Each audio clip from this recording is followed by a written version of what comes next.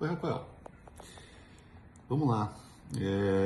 Eu vou agora abrir a temática da história pós-bíblica, né? A gente tentou fazer uma recapitulação da história bíblica para a gente ter a noção, né, ter bem vinculado, né, a história no tempo, né?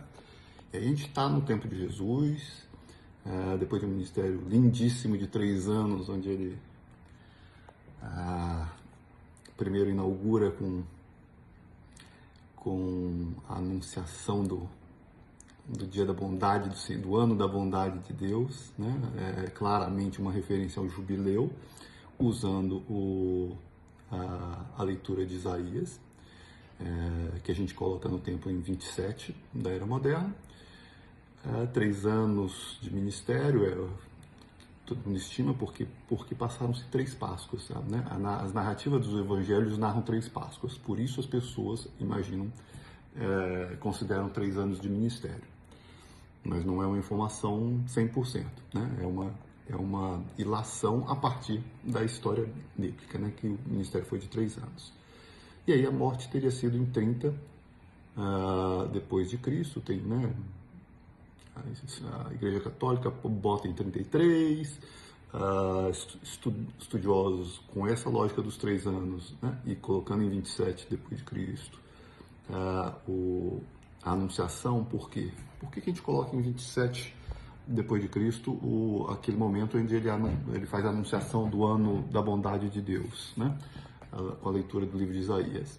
A gente coloca porque é o 483º ano da profecia de Daniel, certo? Então, se Daniel profetizou que 69 semanas e aí o Messias se revelaria, e aí ele abre na sinagoga, Jesus abre na sinagoga, o início do seu ministério, né? Ele é batizado e abre na sinagoga e faz aquele discurso discurso na leitura do livro de Isaías, que naquele dia se realizou aquela escritura, né? A escritura de Isaías se realizou naquele dia com a anunciação dele na leitura numa sinagoga. Quando ele faz isso, ele marca o início do ministério. Se você acredita na profecia, você diz, ok, então 483 anos está aqui. 483 anos profetizados, se botar no tempo, eles encerram em 27 depois de Cristo, 27 da Era Moderna. Então nós estamos em 27 da Era Moderna, está acontecendo a anunciação, 3 Páscoas, né, 3 Páscoas judaicas, né, ocorrem durante o período dos Evangelhos, o que indica que em 30 depois de Cristo, na Páscoa, né, num dia de Páscoa, o Cordeiro de Deus que tira o pecado do mundo morre e 3 dias depois vai ressurgir, vai ressuscitar e cumprir todas as profecias e começar a anunciação da Era da Graça, né? Da Era da Graça de Deus para a população, onde o véu do templo se rasga, né? O véu do templo se rasgou e anuncia um período futuro onde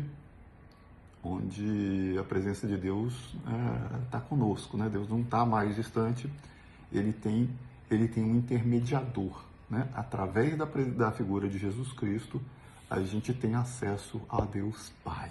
Ou seja, quer falar comigo? Vem através do meu Filho.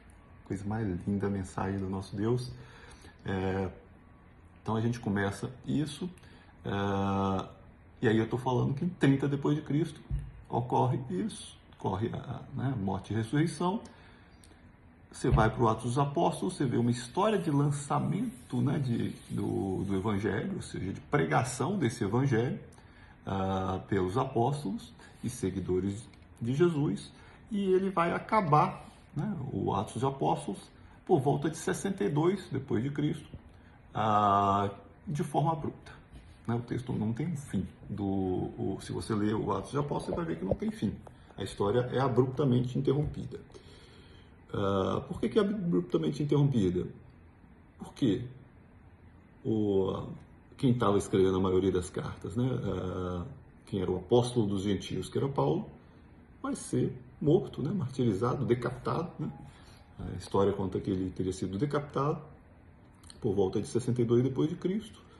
4 anos depois disso, vai estourar uma guerra, certo? É uma guerra entre judeus e romanos. Ou seja, apenas 4 anos depois do fim da história de Atos dos Apóstolos, a história conta que eclode uma guerra. Qual é o marco de eclosão dessa guerra, né? Essa guerra que vai durar de 66 a 73, né? Ou seja, de 66 depois de Cristo a 73 depois de Cristo, está ocorrendo uma guerra entre judeus e romanos. O que fez eclodir essa guerra? Em Roma, o imperador Nero, aparentemente surtado, possuído, de alguma forma mandou tocar fogo em Roma, mandou tocar fogo na cidade. Por que a gente acredita nisso, né? Acredita que Nero tocou fogo em Roma? Porque a gente tem textos escritos da época de assessores dele, né, de pessoas do Império, historiadores do Império Romano, que indicam que ele culpar os cristãos foi uma estratégia de dissensão, né, de fugir da culpa. Então, ele leva a culpa, né, estava levando a culpa por ter tocado fogo em Roma e usa os cristãos como bode expiatório. Nesse instante, os cristãos vão ser narrados nos textos romanos, dos historiadores romanos da época, como crestos.